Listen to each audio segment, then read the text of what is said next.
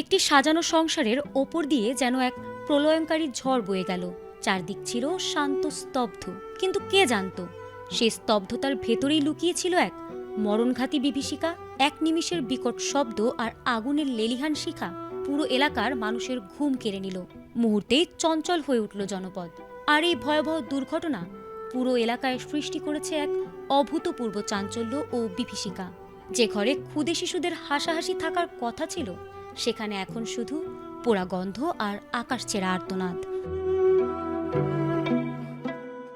নারায়ণগঞ্জের ফতুল্লার গিরিধারা এলাকার সেই ফ্ল্যাটে মোহাম্মদ কালাম মিয়ার পরিবার তখনও জানত না তাদের রান্নাঘরের ত্রুটিপূর্ণ লাইনের লিকেজ থেকে সারা রাত ধরে ঘরে জমা হয়েছে অদৃশ্য ঘাতক প্রাকৃতিক গ্যাস।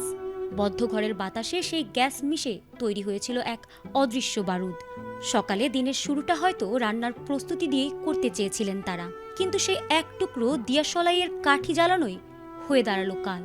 আগুনের সংস্পর্শে আসতেই জমে থাকা গ্যাস বোমার মতো বিস্ফোরিত হলো।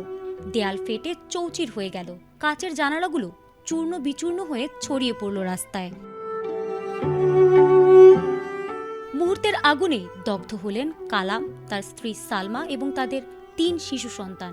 বিকট শব্দে বিস্ফোরণের পর আশেপাশের লোকজন ছুটে এসে আহতদের উদ্ধার করেন। উন্নত প্রযুক্তি এবং অভিজ্ঞ চিকিৎসক দলের নিরলস প্রচেষ্টায় আমরা আছি আপনার পাশে। ডেল্টা হাসপাতাল। পরে তাদের ঢাকায় জাতীয় বার্ন অ্যান্ড প্লাস্টিক সার্জারি ইনস্টিটিউটে নেওয়া হয়। বর্তমানে তারা সবাই রাজধানীর জাতীয় বার্ন ইনস্টিটিউটেই মৃত্যুর সাথে লড়ছেন। চিকিৎসকরা জানিয়েছেন, পরিবারের কর্তা কালামের শরীরের 95% পুড়ে গেছে। শিশুদের নিষ্পাপ মুখগুলো আজ দগ্ধ যন্ত্রণায় নীল। আমরা অনেক জোরে এক শব্দ পাইছি। শব্দ শোনার সাথে সাথে আমরা মনে করছি ট্রান্সমিটার বাস্ট হয়েছে।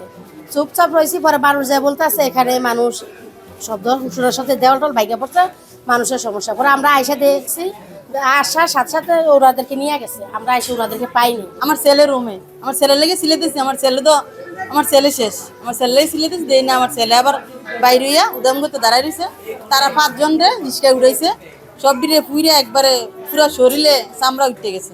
Narayanganj fire service and civil ডিফেন্সের উপসহকারী পরিচালক আব্দুল্লাহ আল আরিফিন জানিয়েছেন, প্রাথমিকভাবে ধারণা করা হচ্ছে ফ্ল্যাটের পশ্চিম পাশের রুমের সাথে থাকা রান্নাঘরে গ্যাস লাইনে লিকেজ ছিল।